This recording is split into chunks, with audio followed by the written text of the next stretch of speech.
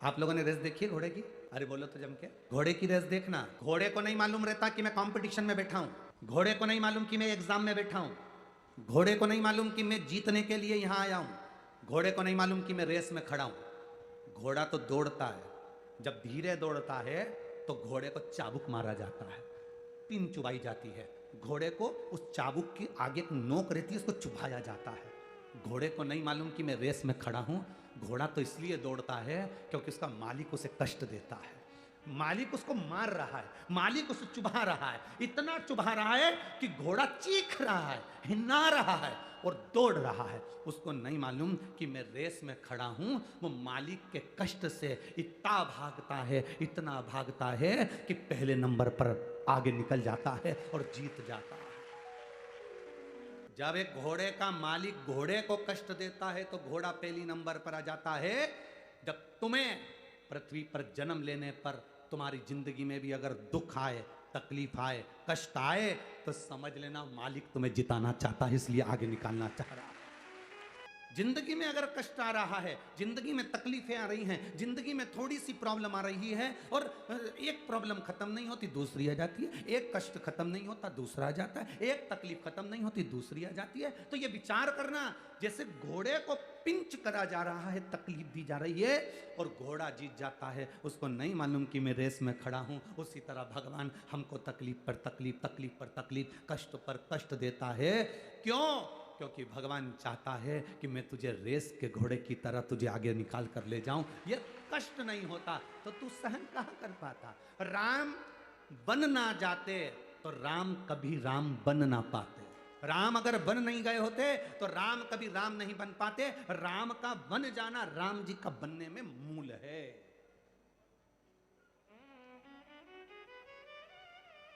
तुम अपना दुखड़ा रोते हो, कभी भगवान कृष्ण का दुखड़ा देखा है तुमने? जन्म देने वाली माँ बचपन से छूट गई। बोलो सही है कि गलत है? बचपन में जन्म देने वाली माँ छूट गई, कारागार में पड़े थे, चले गए यशोदा जी के यहाँ, उन पर चोरी का इल्जाम लगा, मक्खन की चोरी का बचपन से इल्जाम लग गया। कितना कितना पूतना आई, तृणावत आया, अघासुर आया, बकासुर आया, कितने कितने असुर आए।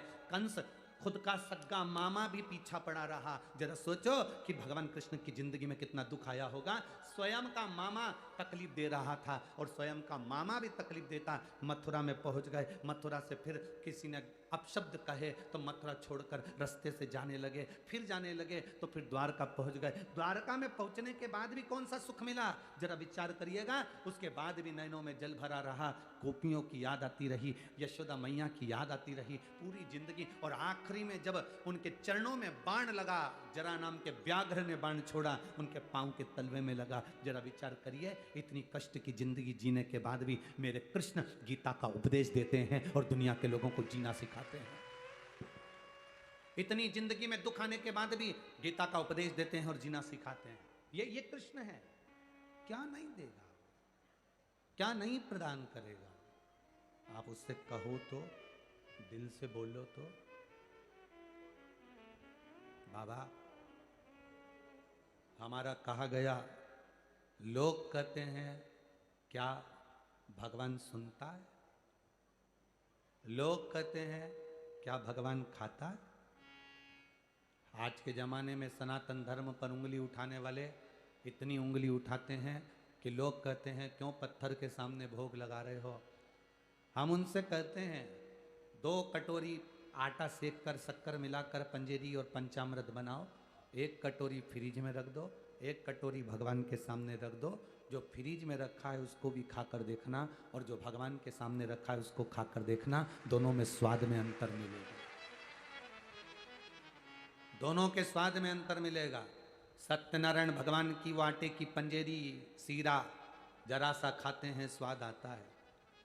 56 भोग का जरा सा प्रसाद, अन्नकूट का जरा सा प्रसाद, अन्नकूट की वो राम भाजी मिक्स वेज सब्जी पूरे साल बनाकर खाओ, उसमें स्वाद नहीं आएगा। पर दिवाली के बाद जब गोवर्धन पूजन हो जाए उसके बाद खाओ, उसमें स्वाद बढ़ जाता है। एक स्वाद। भगवान ने, कोई कहे कि ये तो पत्थर है, कोई कहता है कि ये पत्थर पर दूध क्यों चढ़ा रहे हो, कोई कहते हैं कि पत्थर पर पानी क्यों चढ़ा रहे हो, दूध क्यों चढ़ा रहे हो?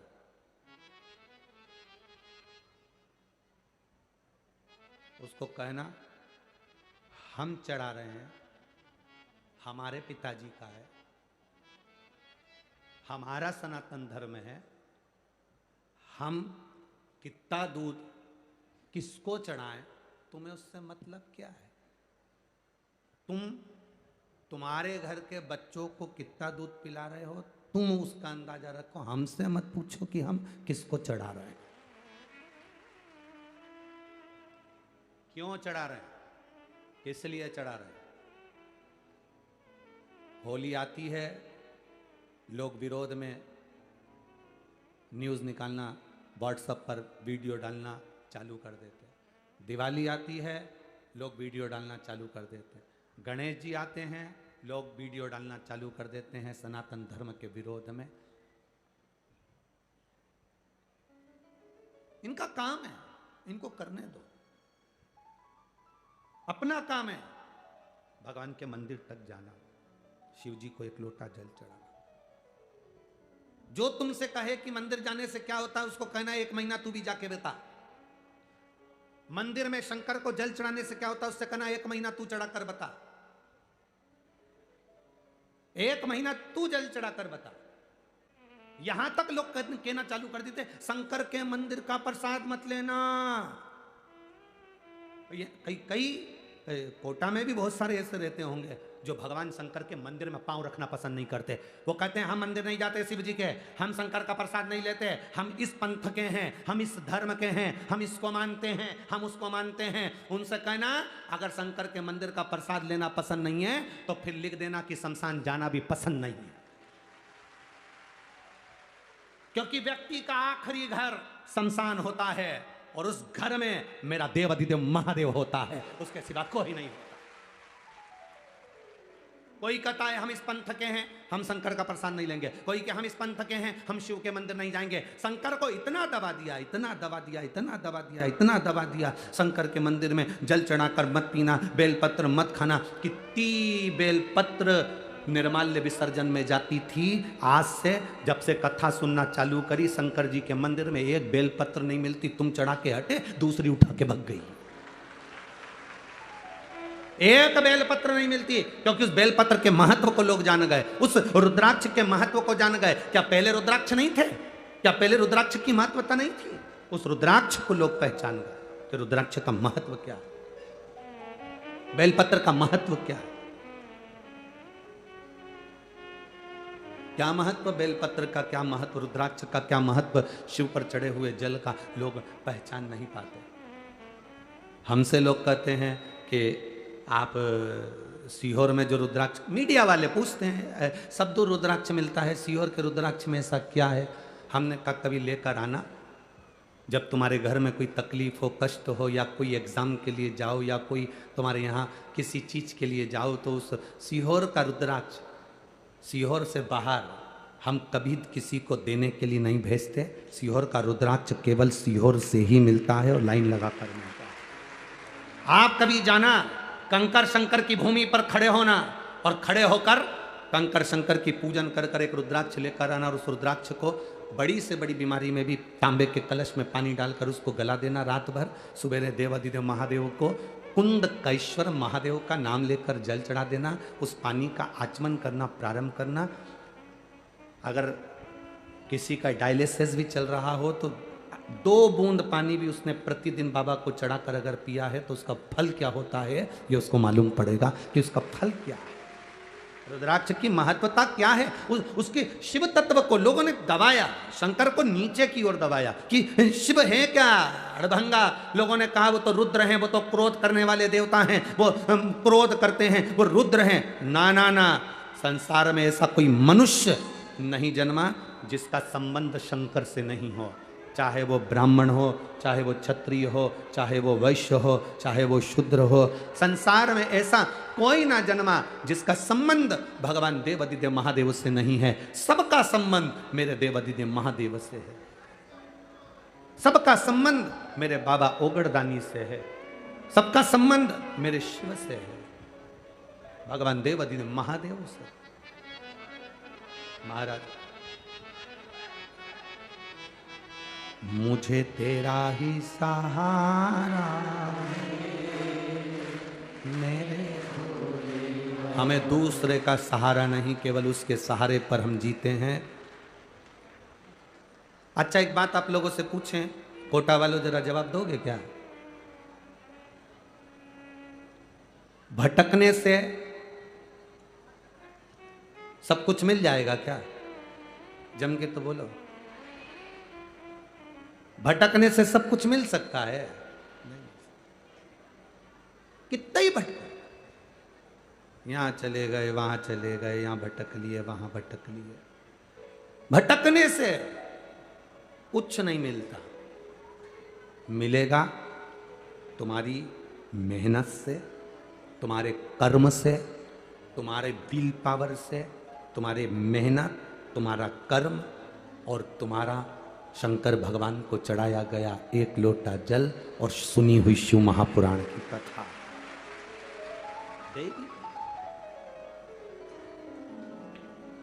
भजन का बल बढ़ाओ, अपनी मेहनत को बढ़ाओ। अरे गुरुजी, हमने क्या बोलते हैं उसकी, किराना की दुकान डाली थी, चली नहीं। तो फिर हमने किसी से पूछा तो उन्होंने कहा तेरे भाग्य में किराना की दुकान कभी नहीं चलेगी, इसलिए तू दुकान बदल दे। फिर हमने केमिस्ट की दुकान डाली, चली। अरे गुरुजी 6 महीना इंतजार करा, केमिस्ट की भी नहीं चली, बिल्कुल बाजार में हमारी दुकान है पर चल नहीं रही। फिर क्या करा, हमारे एक रिश्तेदार हैं, उन्होंने किसी से पूछा था तो उन्होंने कहा कि इसके भाग्य में केमिस्ट की दुकान नहीं चलेगी। फिर किसी ने कहा कपड़े की डालो, तो हमने कपड़े की डाली, गुरुजी चल गई। अरे गुरुजी कहाँ चल गई, बाद में बंद करना पड़ी। फिर किसी ने कहा सैनिटरी की दुकान डालो, सैनिटरी आइटम की, तो हमने वो डाली, नहीं चली। अब गुरुजी आप बताओ हम क्या डालें? हमने कहा तुम एक लोटा जल डालो। अब आप बताओ हम क्या डालें? अब कौन समझाए ऐसे व्यक्ति को कि तूने कपड़े की बदल ली, किराने की बदल ली, केमिस्ट की बदल ली, तूने सैनिटरी की बदल ली। हमारा शिव महापुराण की कथा कहती है, एक बार भगवान शंकर ने गणेश जी और कार्तिकेय दोनों से कहा जाओ जाओ, मुझे प्यास लगी है, कुआं खोदो, पानी लेकर आओ, जाओ। देखिए अब ज्ञान कितना प्रबल है शिव महापुराण का। देवादिदेव महादेव ने गणेश जी और सदानंद कार्तिकेय से कहा मुझे पानी पीना है, जाओ कुआं खोदो और पानी लेकर आओ। इतने में गणेश जी बोले पिताजी तुम्हारे सिर पे ही तो गंगा है।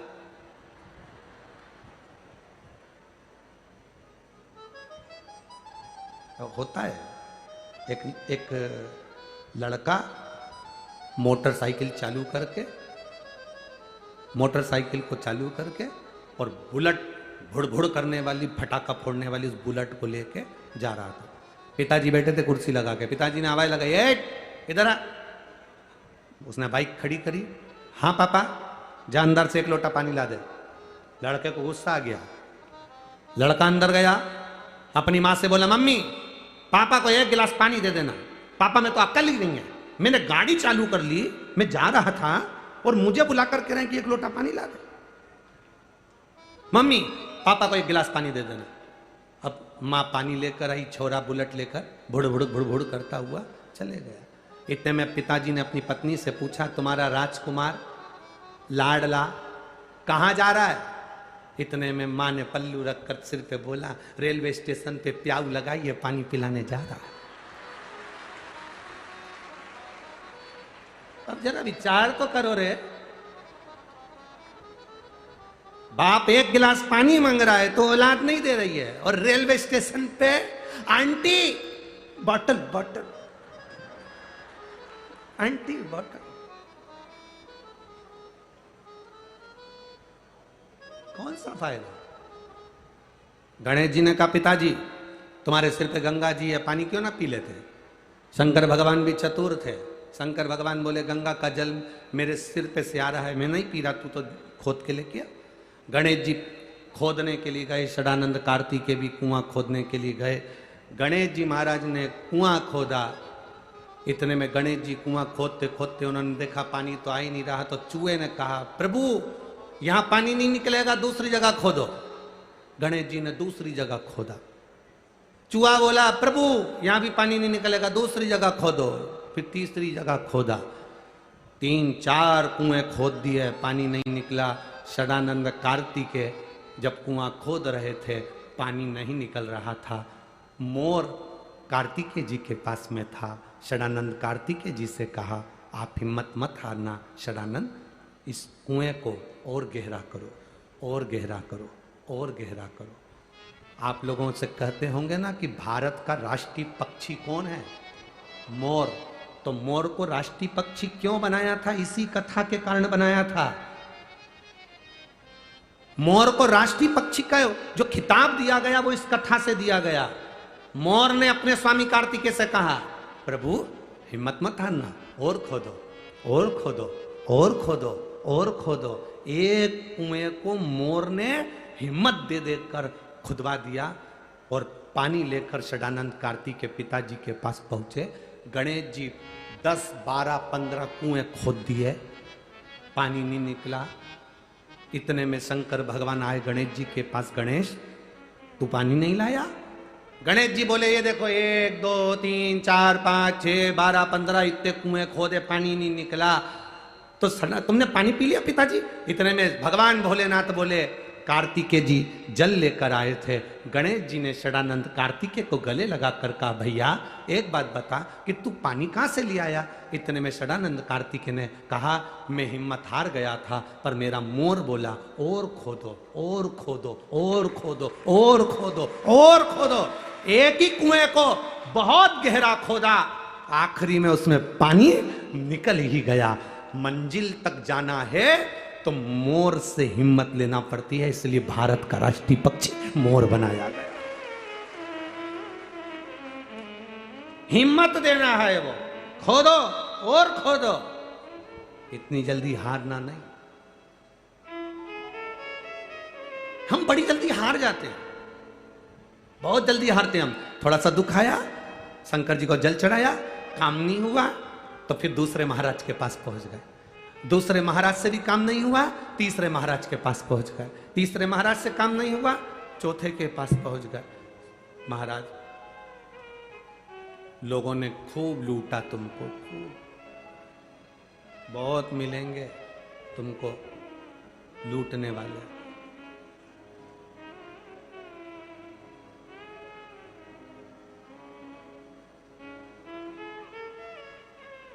बहुत मिले। थोड़ी हमारी बात की बुरी लग जाती है लोगों को, इसलिए हम पूरी बात तो तुम्हारे सामने रख ही नहीं पाते। बोल दें क्या? तुम संभाल लोगे?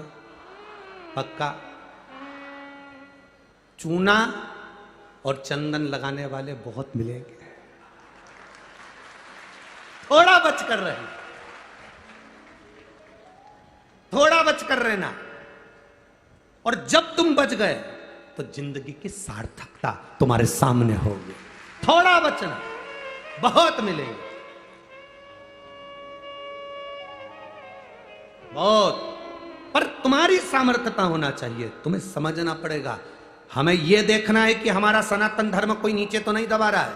हमें यह देखना है हमारा सनातन धर्म कहीं नीचे तो नहीं ले जा रहा है। मालूम पड़े हमारे सनातन धर्म को धक्का पहुंचे, महाराज बहुत सावधानी वाली बातें हैं। और देखो इसको तुम्हें समझना पड़ेगा, तुम्हें, किसी दूसरे को नहीं समझना।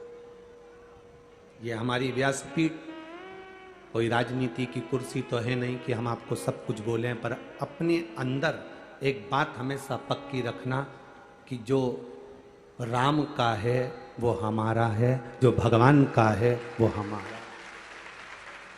भगवत भजन करिए, स्मरण करिए, भक्ति में डूबिए, शिव तत्व को ढूंढिए, भगवान शंकर की अविरल भक्ति को पाने का प्रयास करिए। भक्ति को पाना,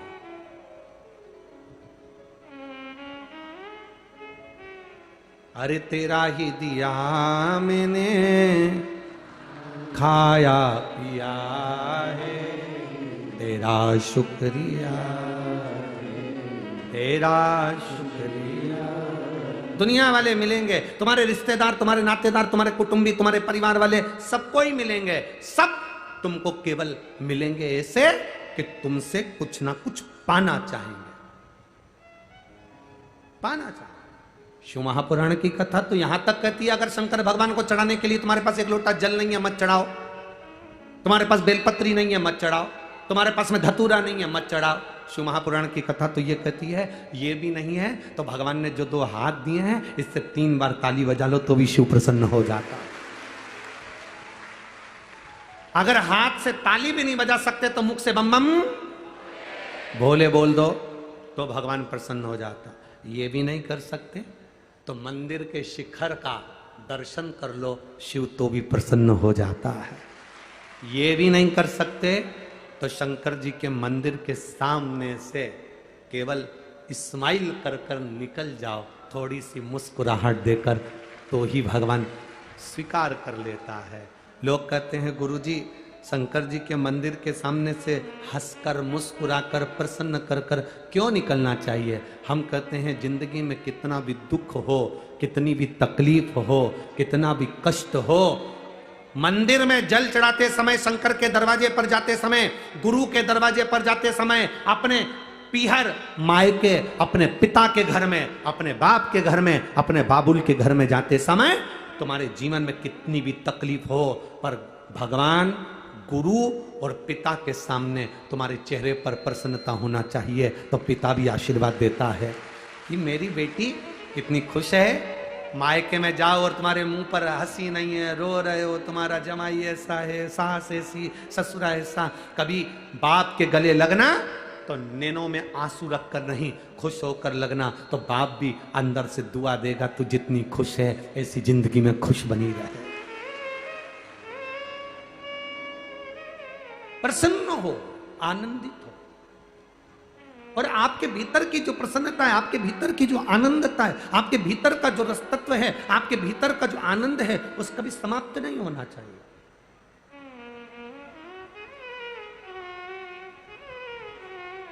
आपके भीतर का सुख समाप्त होने वाला नहीं। महाराज भीतर की एक आनंदता हमारे भीतर जो है वो कभी समाप्त नहीं। शिव कथा कहती है भटकने से कभी परमात्मा नहीं मिला, भटकने से कभी कोई काम नहीं हुआ। काम हुआ है तुम्हारी मेहनत से, काम हुआ है तुम्हारे कर्म से।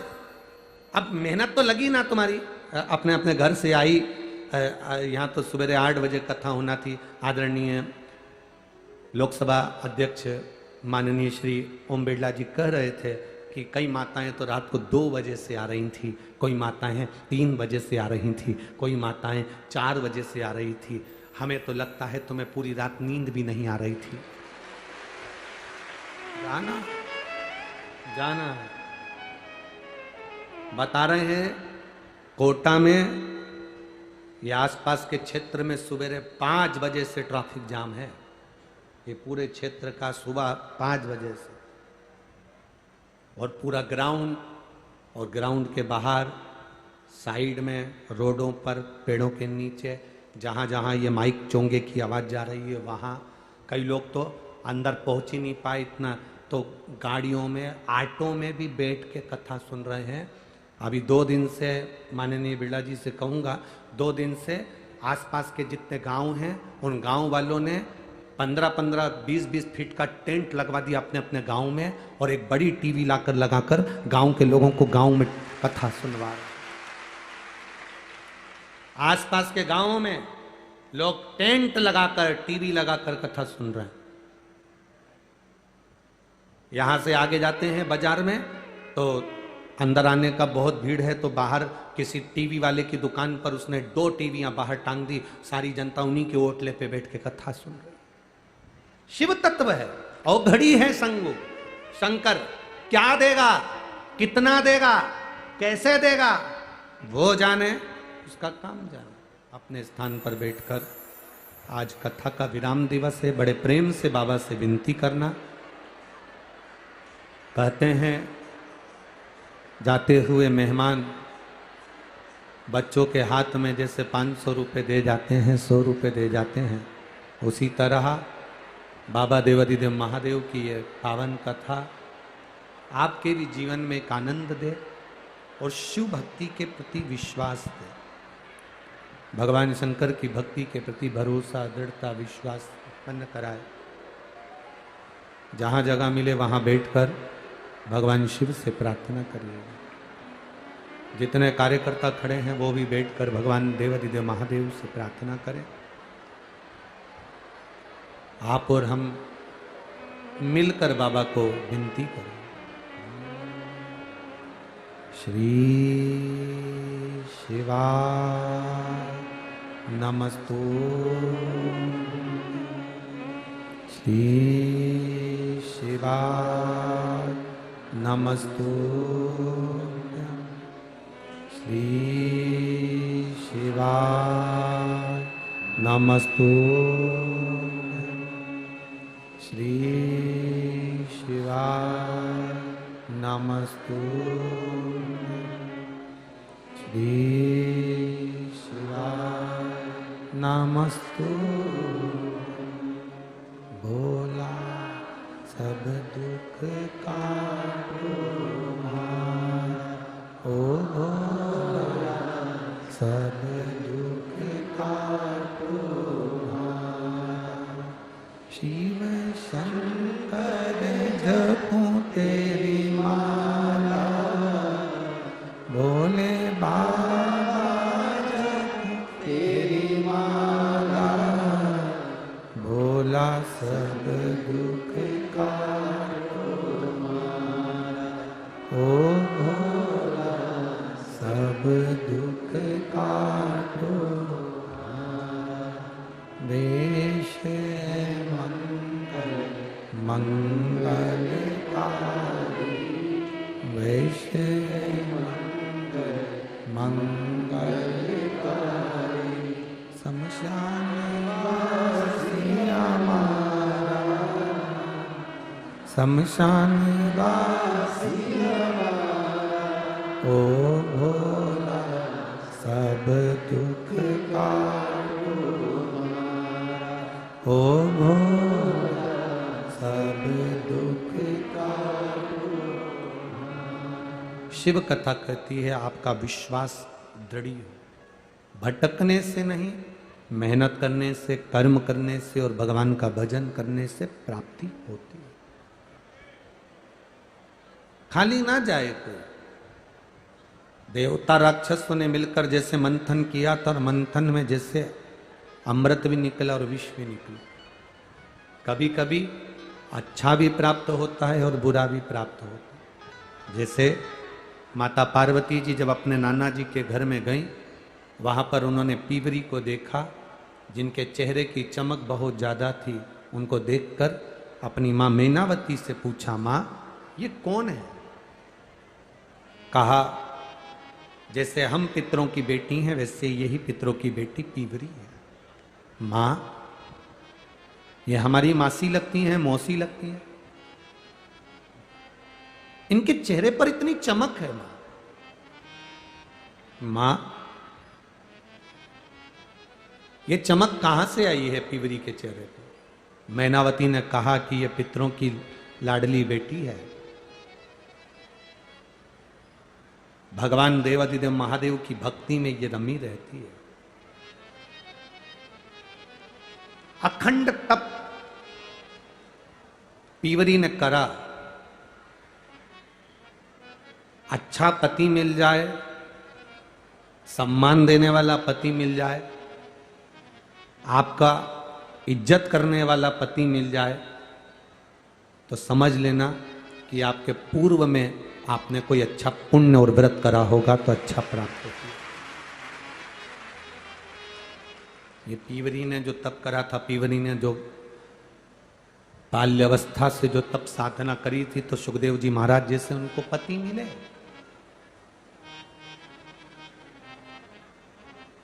ये प्रसन्नता होना चाहिए।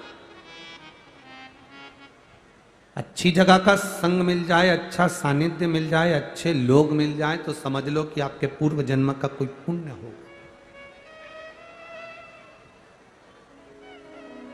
यहाँ जितने लोग अपने अपने पूर्वजों के लिए कथा सुनने आए हैं, अपने अपने पितरों का फोटो लेकर आए हैं, किसी का फोटो लेकर आए हैं,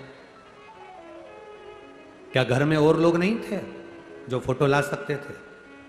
क्या और लोग नहीं थे जो कथा में आ सकते थे? पर आप फोटो लेकर आए या आपने बैठकर कथा सुनी तो ये समझना कि आपके पूर्व का कोई पुण्य होगा और इन पूर्वजों ने आपको आशीर्वाद दिया होगा, इसलिए आप इनको लेकर यहां पहुंचे। पूर्व का पुण्य, ये आज का पुण्य नहीं होता है महाराज, ये पूर्व का पुण्य जो हमें मिला। बच्चा गुल्लक भरता है, पैसे इकट्ठे करता है, फोड़ता है, गिफ्ट लाता है।